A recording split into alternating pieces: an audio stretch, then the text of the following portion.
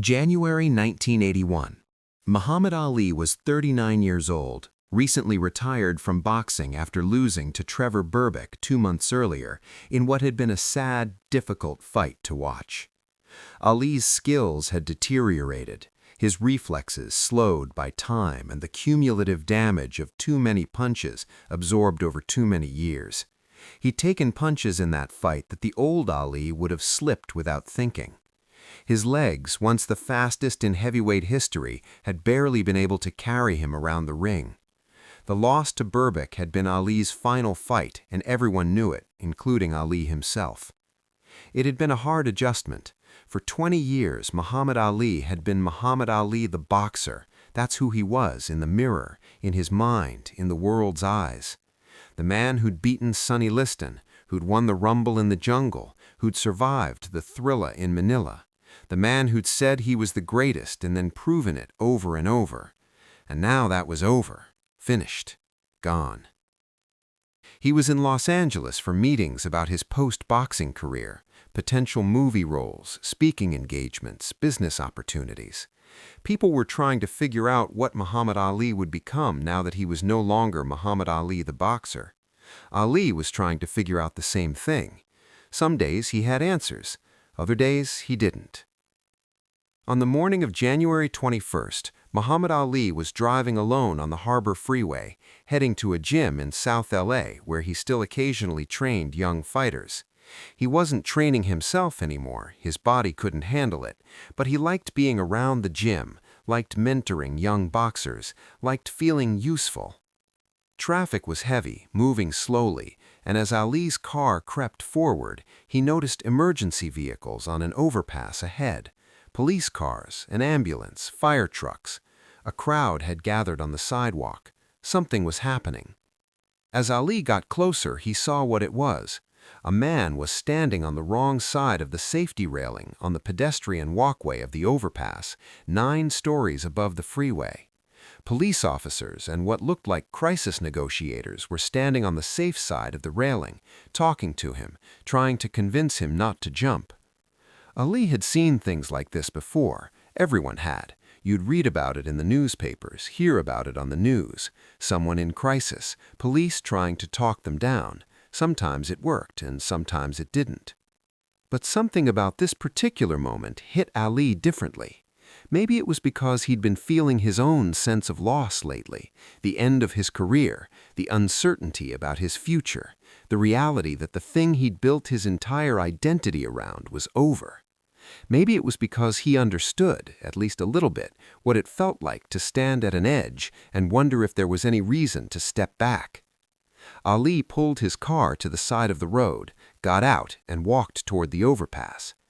A police officer immediately tried to stop him. "Sir, you need to stay back. This is an active situation."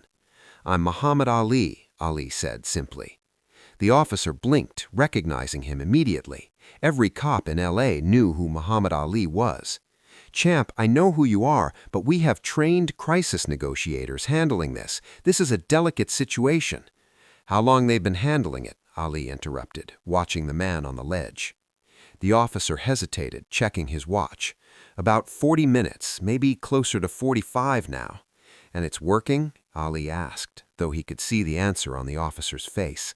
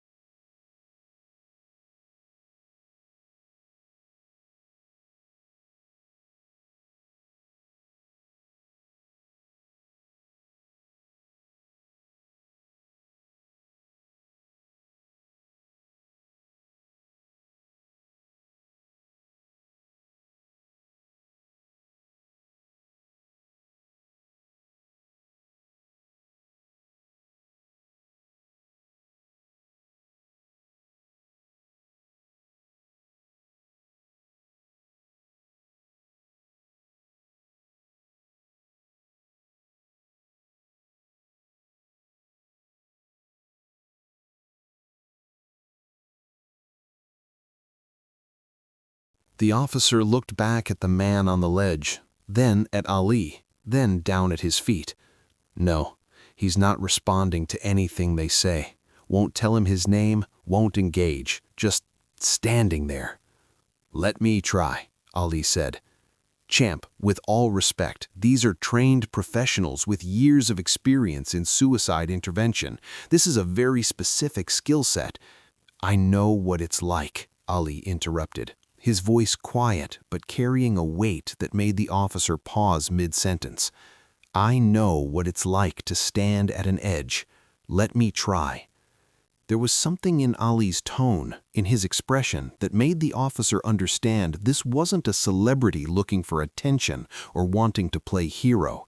This was something else, something real and personal. The officer spoke into his radio, consulted with someone, then nodded. 5 minutes, but if it's not working, you need to step back." Ali walked up to the railing. The crisis negotiators moved aside, giving him space. The man, Kevin Thompson, 28 years old, though Ali still didn't know his name, was about 10 feet away along the ledge, still staring down at the traffic below. "Hey," Ali said, not loudly, just normal conversational volume. Kevin didn't respond, didn't look over. "My name is Muhammad Ali. You probably know that." "Right now," Ali said, "you're in that moment. You're down, and your body is telling you that staying down is easier, that letting go is easier, and maybe it is easier, but easier doesn't mean right." "I don't have anything left," Kevin said, his voice breaking. "I lost my job. My wife left. I can't pay my rent. I don't have anywhere to go. I don't have anyone who—" "You have me," Ali interrupted. "Right now, right here, you have me, and I'm telling you, as someone who's been knocked down, who's lost things, who's had to rebuild, that there's something on the other side of this.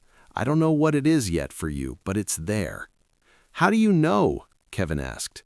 "Because I'm standing here," Ali said. "Because I got back up every time. Because I fought George Foreman when everyone said I was finished. Because I fought Joe Frazier 3 times even though he almost killed me. Because I got stripped of everything and I came back. Not because I'm special, because I decided that whatever was on the other side of the pain was worth finding out." Ali extended his hand through the railing toward Kevin. "Come back over the railing," Ali said. "Come back over and we'll figure it out. I don't know what we'll figure out, but we'll figure out something, because that's what you do. You get up, you keep going, you find out what's next." Kevin stared at Ali's outstretched hand for what felt like a very long time. Traffic continued to rush by 9 stories below. Police officers and emergency personnel watched from a distance, barely breathing. Then Kevin reached out and took Ali's hand. The moment Kevin's hand gripped Ali's, several officers rushed forward to help. They carefully guided Kevin back over the railing to the safe side. The moment his feet touched the sidewalk, Kevin collapsed against Ali, sobbing. Ali held him, this complete stranger, while Kevin cried into his shoulder. "You're gonna be okay," Ali said quietly. "I promise you, you're gonna be okay." Kevin was taken to a hospital for psychiatric evaluation and treatment. Ali stayed with him for another 3 hours, sitting in the emergency room waiting area, then going back to talk to him once the doctors said it was okay. They talked about everything and nothing, about boxing, about loss, about faith and the Muslim belief that suicide was forbidden, not because life was always good, but because every life had purpose even when you couldn't see it. About the fact that life is long and bad moments, no matter how terrible they feel, are not permanent. Before Ali left that night, he did something that surprised even the hospital staff. He gave Kevin his personal phone number, writing it on a piece of paper in his own handwriting. "You call me," Ali said, looking Kevin directly in the eyes. "Anytime you need to talk, day or night, you call this number. I mean it. Don't let some bad days make you think nobody cares. I care, and I'm just one person. There are others who care too, even if you can't see them right now." Kevin kept that piece of paper in his wallet. He called that number several times over the next few months, sometimes just to talk, to hear Ali's voice, to be reminded that someone who didn't even know him had cared enough to stop, sometimes because he was struggling, because the darkness was creeping back, and he needed to hear someone remind him that getting back up was possible, that the fight to stay alive was worth it.